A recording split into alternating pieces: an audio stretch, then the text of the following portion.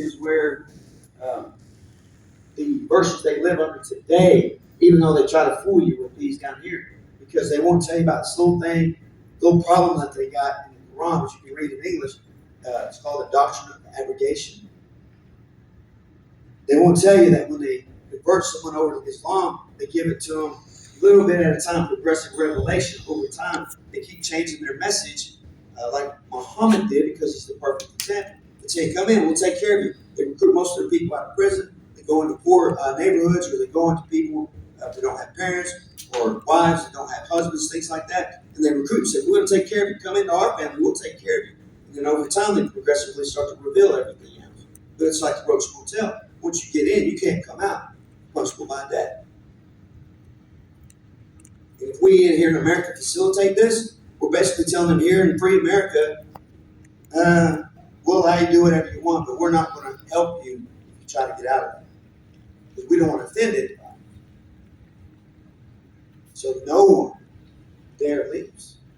So, as you can see here, it's a Quran which we have divided into parts from time to time in order that might recite it to men in intervals. We have revealed it in stages, because if you say right off the bat, hey, you're going to have to start slaying the unbelievers, cut their heads off, who's going to want to join that? Exactly.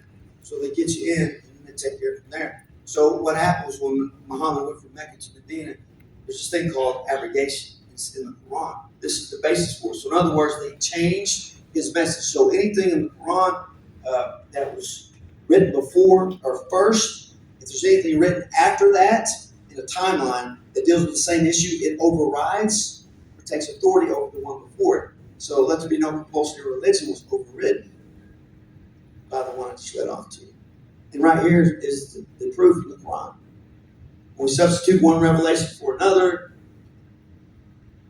and Allah knows best, He reveals in stages. They say thou art but a forger, but most of them understand not. Read 16:101. None of our revelations do we abrogate or cause to be forgotten, but we substitute something better or similar.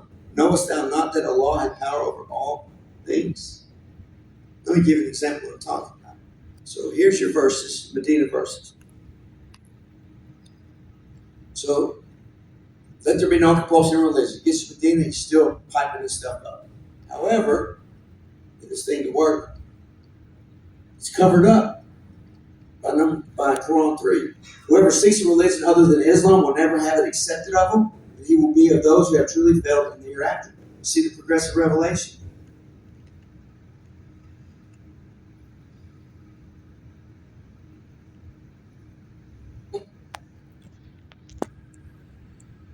It results in Quran 5. O ye who believe, take not the Jews and the Christians for your friends and protectors.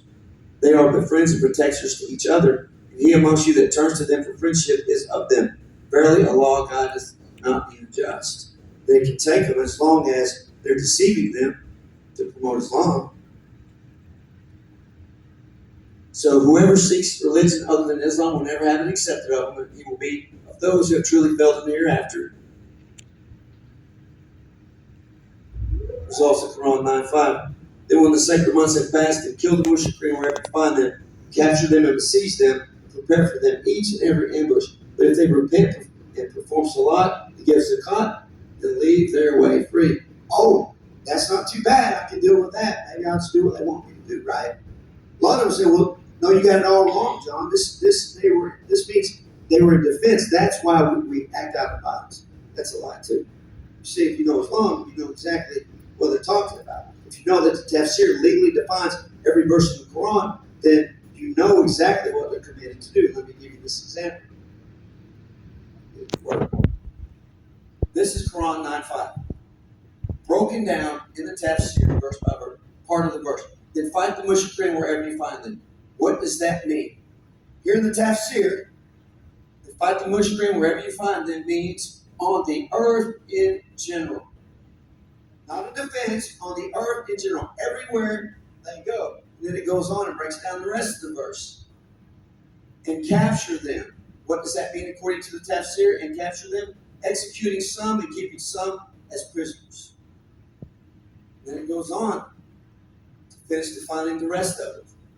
Seize them and lie in wait for them in each and every ambush. What does that mean? According to the tafsir, do not wait until you find them. It's not defensive. Rather, seek and besiege them in their areas and ports. That's offensive. Gather intelligence about them in the various roads and fairways, so that what is made wide looks ever smaller to them. That's offensive. On the offense, no. It's offensive. This way, they will have no choice but to die or embrace Islam. Sound peaceful to you? Let me tell you something else.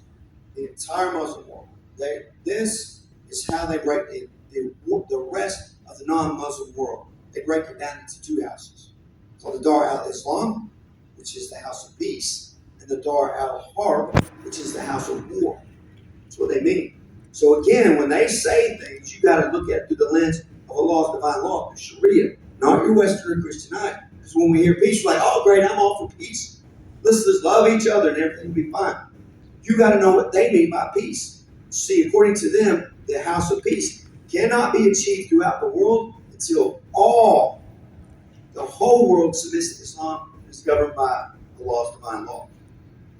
Then and only then can there be true peace. And in the meantime, to get there, they're in a perpetual house of war, the Dar al-Harb.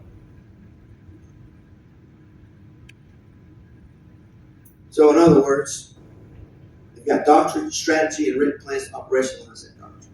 Just like the communists and Marxists, and they're working hand in hand. And not to mention, so many people say, well, how do you know? Well, I'm the smartest guy in the world, like Matt Shea is, but I can read a book. And if you pick up their doctrine and read it, you can see exactly what they're doing. And they literally, not only that, they tell us exactly what they're going to do. When they get caught killing someone in the name of Allah, screaming Allah Akbar, love the snack bar, like Father Shishad, Times Square bomber, he said, brace yourselves in court, because the war with the Muslims has just begun. Consider me only the first droplet of the flood that will follow me. They all say it, every one of them. It says it in their doctrine. It's reported in the papers. The Muslim Brotherhood put it on their webpage. They've taken it down since we screenshot it, but they put it on their webpage. Literally says the exact same thing. And not to mention, we had the largest terrorism financing trial in United States history. Like I said earlier, it took place in Dallas, Texas. It's called the Holy Land Foundation trial. There was a treasure trove of documents found that led to that trial. Ismail Albarisi and his lovely bride was driving up and down Chesapeake Bay Bridge in a van. She was in full guard, taking pictures of the trusses of the bridge. The alert police officer saw him, pulls him over, runs him in the system, finds out the FBI's got a warrant for their arrest. So he detains them. The FBI raids his home in Annandale, Virginia, and in the basement they find a hidden sub-basement. And in the hidden sub-basement, they found over 80 bank boxes worth of documents called the Memorandum of the Muslim Brotherhood, on how they were literally, in detail, going to destroy the United States from the inside out and replace it with Islam without firing a shot. Through civilization jihad. And we've known this a long time, but yet no one's done anything about it. And not only did we have all that stuff, I mean, we even had our own case right here in Oklahoma. Do y'all remember Alton Nolan? He converted to Islam here in Oklahoma, changed his name to Yakeem Israel. He worked at Vaughn Foods in Moore, Oklahoma. He got into an argument with Colleen Hufford and another co-worker about who was more superior, Christianity or Islam. He got mad. They get in a big fight. The manager or someone come out and sends him home for the day. Comes back the next morning. He's got a big knife. He literally chases down Colleen Hufford at work, tackles her, stabs her, and literally starts to saw off her neck, saw off her head. Kill him. Started to go after somebody else, the other lady. Mr. Vaughn, in Oklahoma, he had an AR-15 in his office, and he come out and shot him. Didn't kill him. He's working on his aim, I guess, but didn't kill him, but he took him out. And in court, he literally got up when he was asked, why did you do this? He said, because the Quran says so. Allah said, if we are oppressed, then we are to kill the infidel. To them, they're oppressed if you don't convert to Islam, or if you don't allow them to do what they want to do. I mean, so we've got our own case. They literally hold up signs that say, massacre those who insult Islam, behead those who insult Islam. That's exactly what he did. And yet, still to this day, it's classified as workplace violence according to the FBI. So here's the deal, the truth. They're not here to assimilate. They're here to dominate and impose a law's divine law on earth. There we go. Now, you may be thinking, well, I just don't like you because you seem like an angry short man. Okay, fine. What I'm going to do, I want them to tell you in their own words because they're very open about it. And you know, this is in our line of work, it's what we call investigative clue. If they're this open about it, they feel they've already won. So I want to show you what they say. This was here in the United States. He literally said it publicly. It's flying around all over the internet. Really, what should happen, if the FBI should open up a PI on him based off this. Primary investigation, an investigator to see what's going on. But yet, to my knowledge, it's never happened. But listen to exactly what he says.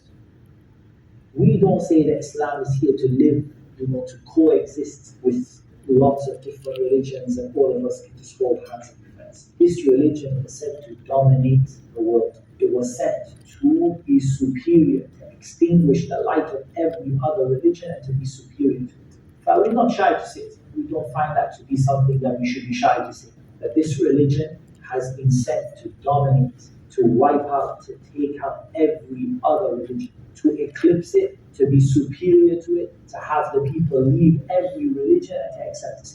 And if that requires fighting to achieve it, then it requires fighting to achieve it. Because the greatest purpose for which jihad was legislated is to make the word of Allah the highest and the word of those who disbelieve the lowest. Okay, how's that make you feel? Angry. Your American spirit is in you. What does that make you feel like? Very angry. How dare we say that? Yep. How dare we say that about our Hold on, Turbo. So, this is the most widely used textbooks in Islamic schools in the United States today. Your taxpayer dollars are paying for this, by the way. They teach children the same exact thing they teach Al-Qaeda, Boko Haram on the battlefield about Islam. This is on page 368 in this book that they use to teach children in the United States. Characteristics of an Islamic society. To begin with, the law of the land is the Sharia law. In America, the law of the land is the United States Constitution. On the next page, the title is How Do We Become Great Again? Muslims dream of establishing the power of Islam in the world. It goes down on the bottom of the page. Indeed, only when we produce a generation of people who actually fear the day of judgment and love to be closer to the prophet's example, talking about Muhammad, will be able to make Islam dominant on earth.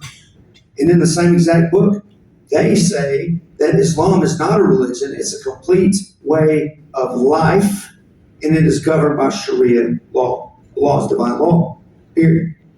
They're teaching that to kids. This is not some radical thing that Al-Qaeda Boko Haram is doing. It's not. And not only do they teach them, we have the doctrine, they literally, during the Holy Land Foundation trial, I want to show you a screenshot of actual evidence submitted in that trial. But this was actual evidence submitted in the trial. It's called Understanding the Role of the Muslim Brotherhood in North America.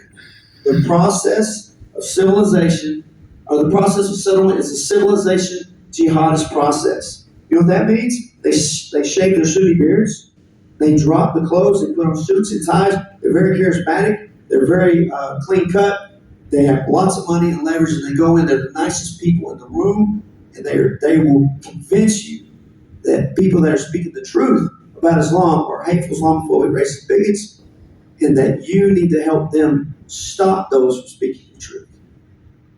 And you'll do it, because they're good at what they do. And they've insinuated themselves in all levels of government, local level all the way to the highest level in the land. That's civilization jihad's process. Destroying us from the inside out without firing a shot. It goes on to say, with all the word means, many lines of operation are doing this. All lines of operation. The Ikhwan, that's the Muslim Brothers, must understand that their work in America is kind of a grand jihad in eliminating and destroying the Western civilization from within and sabotaging its visible house by their hands. That's all non-Muslims that are facilitating the movement. That's the communists, the Marxists, and maybe anybody in this room that says, hey, well, we got the First Amendment, we're just going to let them do their thing. No. It's antithetical to our U.S. Constitution and our laws here. By their hands, that's all non-Muslims, and the hands of the believers, all other Muslims, because they're commanded, whether they want to or not, to support and obey what Allah has commanded. So that is eliminated in God's religion. When they say God, they're talking about a law, not the same God we serve, and I'll prove that to you in a minute. God's religion is made victorious over all other religions, but yet they use our First Amendment freedom of religion to attack us. Maybe some in here have facilitated that as well. I don't know. And they attack us through these lines. This is civilization jihad. Right here.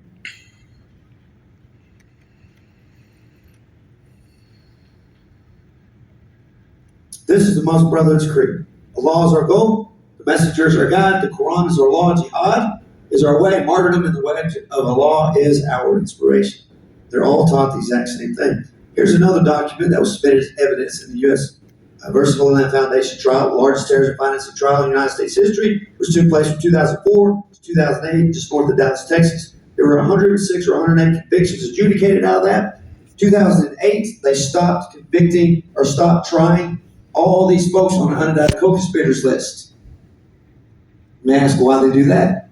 Well, my personal opinion, outside of Biden being elected, the most detrimental thing that's ever happened to the United States of America happened in 2008. Barack Hussein Obama was elected president of the United States. Yep. He ushered this in, by the way. Opened the door wide open. Anyhow, he appointed Attorney General Eric Holder as the Attorney General. The Attorney General, the outgoing Attorney General said, hey, here's all the files, all the evidence. You can keep trying them. He said, nope, we're not trying anybody else on the list.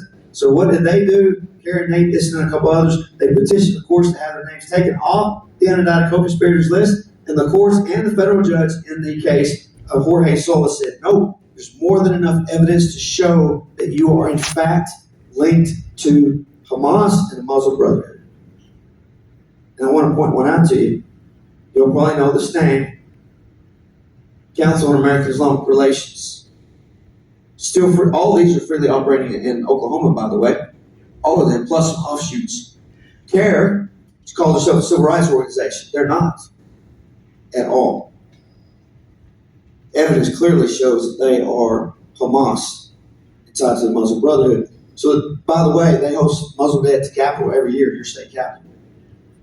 Years ago, when I was in the legislature, I went to the Attorney General's office and said, hey, here's the evidence why we allow terrorists into our state capitol. Oh, we can't get your First Amendment rights. No, it's not. Here's why it's not. What are you going to do? Oh, I can't touch that. They're getting influence within your elected officials and your state government. By the way, North American Islamic Trust, that's NATE, that's the Bank of the Brotherhood, MSA, Muslim Student Association, first Muslim Brotherhood ever set up here in the United States in a campus in Illinois in 1963. They have got one on every major college campus in the United States today. They're not teaching Christianity, I'll tell you that. They literally are on Christian colleges here in the state of Oklahoma as well. I encourage you to research it and look into it. These folks are the units that are facilitating Muslim Brotherhood's movement, which they clearly spelled out earlier. We saw what their intentions are. And I said this earlier, we got a screenshot of the Muslim Brotherhood's webpage, and they literally said on their webpage exactly what they were going to do. Must take that slide off. But anyways, they basically said their goal is to make the United States an Islamic nation. These are the organizations where they operate today. Some of the big ones, the main ones. By the way, Islamic Society of North America, if you see Islamic Society of whatever, wherever it's at in the United States, guarantee this Muslim Brotherhood models. These organizations are operating against our constitutional republic today. Just so you know, this is not something new.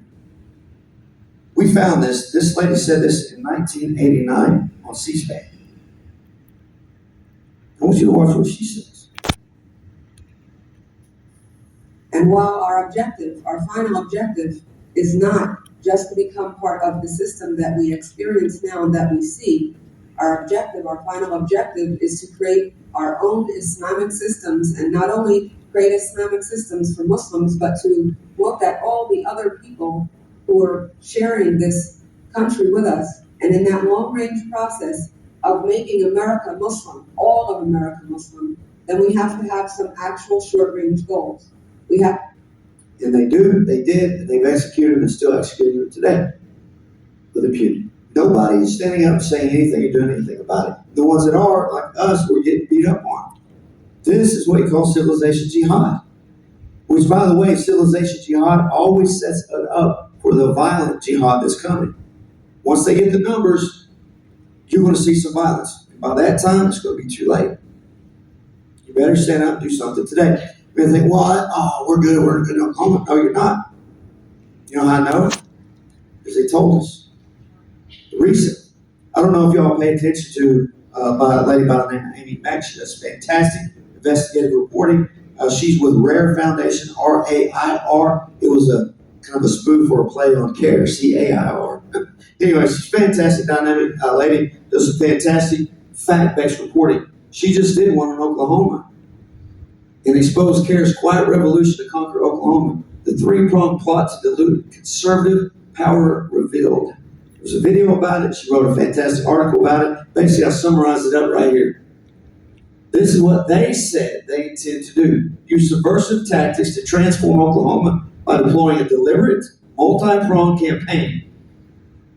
3 goals. Expand Muslim political influence through organizing and coalitions.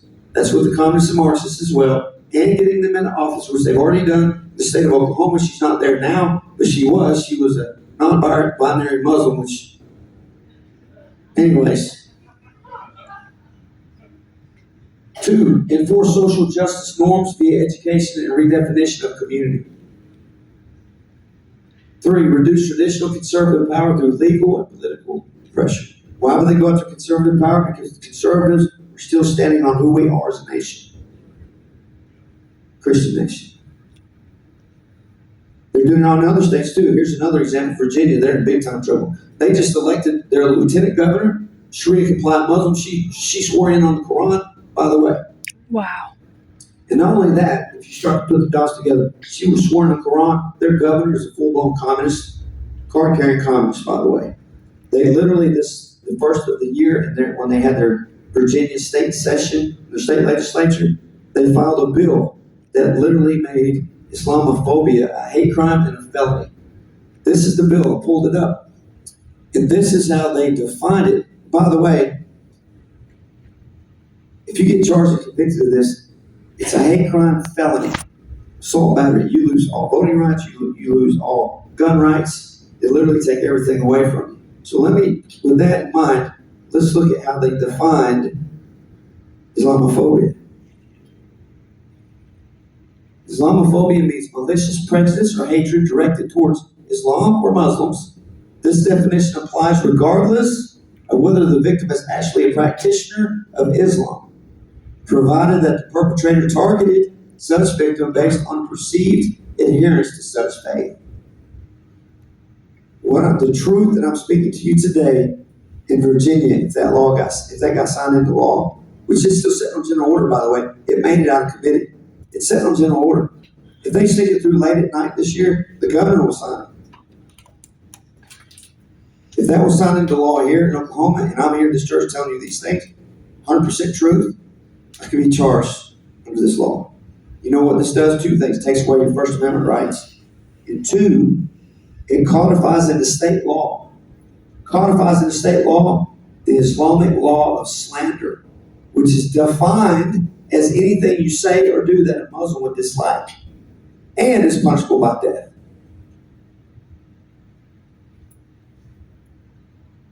Point is, all groups. It doesn't matter if they're terrorist groups, Boko Haram, Al Qaeda, Triple IT, Muslim Brotherhood Organization, Islamic Corporation, largest voting bloc in the UN, by the way. They represent all the Muslim states. They all want one thing. They all say the same thing. We want Sharia. We want our laws, divine law, to rule the land. And there can be no peace until then. And then to get there, they're going to use jihad. And they'll be in the perpetual house of war of the Dar al-Harb until that happens. Literally tell us. So let me ask you this. How would you feel if you got your hands cut off for stealing or another land? How would you feel if someone accused, this is primarily detrimental to women, not so much men in Islam. How would you feel if someone accused you, your husband accused you of adultery, and you were stoned to death? How would you feel? How would you feel if your parents killed you because you dishonored them? Definitions left up to them. Happened in Dallas, Texas. Cab driver killed both of his daughters. By the way, he went on the run for 4 or 5 years, couldn't find him anywhere. Checked all the flight logs, he never left the country, couldn't find him. You know why? The Muslim community protected him. They found him finally in the same community that he committed the murder in. You know why? No one told on him in the Muslim community. It's against their law. According to Allah's divine law, one Muslim, it's called talebearing. One Muslim cannot tell off on another Muslim. It's punishable by death. How would you feel if you were whipped for drinking alcohol? How would you feel if you couldn't eat bacon anymore? Or drink beer or smoke without getting feeling the repercussions of being brought out to public square and whipped with a reed? How would you feel about that? How would you feel about your highest achievement for you ladies in the room? Your highest achievement level you could achieve is motherhood, but only if you have a son.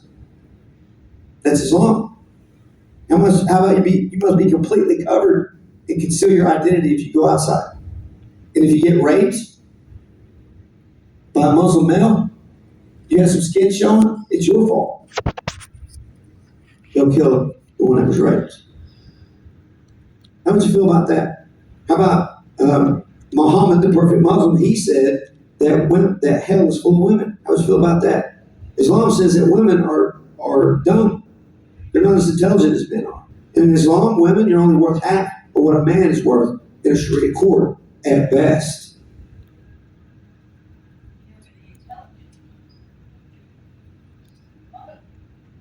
Yeah, in women. Yeah. Scientifically proven. Well, how would you women feel if, you're nothing but property in Islam, period. That's it. But yet, we won't allow us to come into under the First Amendment, right? How would you feel if 60-something-year-old men could marry little 9-year-old girls and rape them to consummate the marriage? How would you feel about that? How would you feel about, I don't know if anyone's been in Afghanistan in here, I know Joe and Matt have. They used to call them bocce boys. They dress them up like girls. They dance around in front of these people.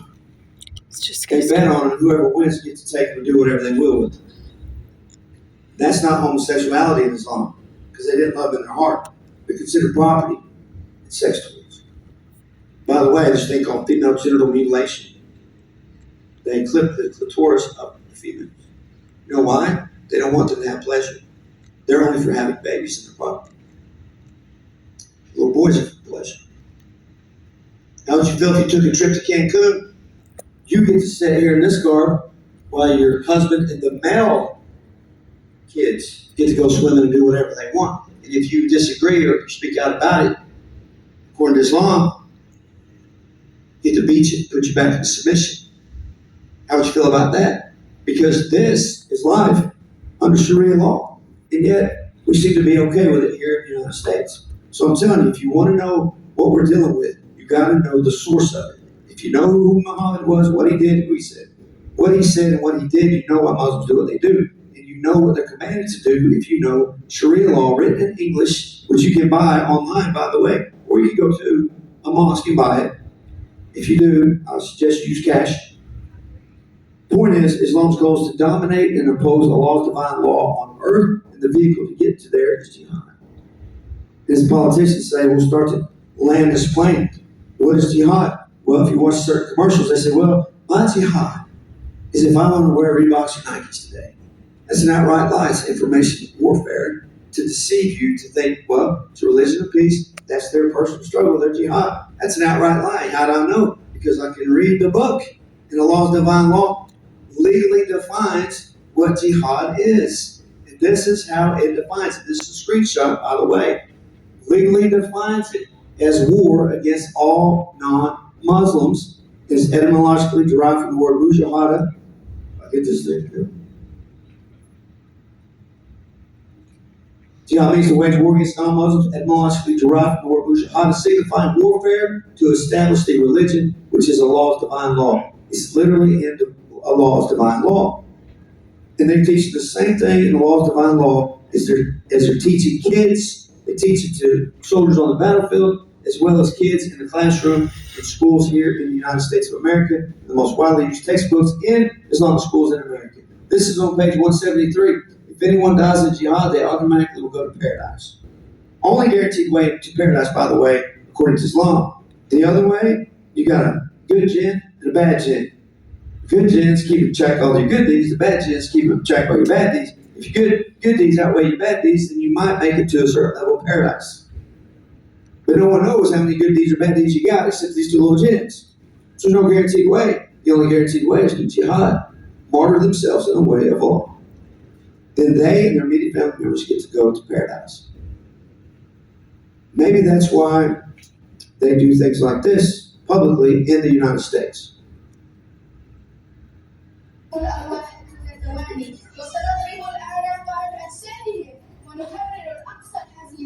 After a shocking video surfaced showing children in a Philadelphia Islamic center chanting and vowing to chop off heads and sacrifice their lives in the name of Allah. You know what happened when that leaked out? FBI called. What's going on down there? What is this about? Oh, we're sorry, we don't know how that got out on the internet. We'll take it down. That's it. It's during the Obama administration, by the way. So what does Islam consider the perfect Muslim? Do y'all know? Huh? Let's hear it. Muhammad, the perfect Muslim, right? Here's just two examples right here. It says so in the Quran. It says at least 91 times in the Quran, by the way, backs it up. So my logical question to you all, you guys smarter than me, you're probably saying the same thing. Okay, if he's supposed to be exalted standard of character, beautiful pattern of conduct for all Muslims, follow for all times, if they want to make Allah happy, guys need to do that so I get to paradise, right? So if they're doing that, I think a logical question is this. What did Muhammad use mosques for? Did you know here in Oklahoma, we have at least 20 known mosques in the state of Oklahoma? There we go. At least 20 here in the state of Oklahoma. Known mosques. There are other house mosques that we don't know about. These